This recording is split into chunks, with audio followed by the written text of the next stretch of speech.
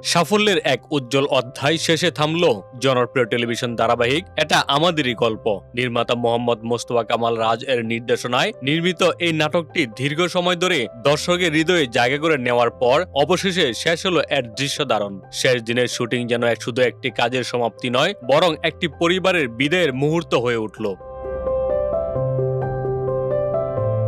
গত 18 এপ্রিল শনিবার শেষ দিনের শুটিং সেটে ছিল এক আবেগঘন পরিবেশ। ক্যামেরা বন্ধ হওয়ার সঙ্গে সঙ্গে কলাকৌশলীদের চোখে মুখে ফুটে ওঠে দীর্ঘদিনের স্মৃতি, পরিশ্রম আর ভালোবাসার ছাপ। একে অপরকে জড়িয়ে ধরে বিদায় জানান তারা। অনেকেই আবেগ আর ধরে রাখতে পারেননি, চোখ ভিজে ওঠে অশ্রুতে। এই দীর্ঘযাত্রার শেষ মুহূর্তে পুরো ইউনিট দাঁড়িয়ে নির্মাতা রাজকে সম্মান জানায়, যা ছিল এক বিরল ও হৃদয়স্পর্শী দৃশ্য।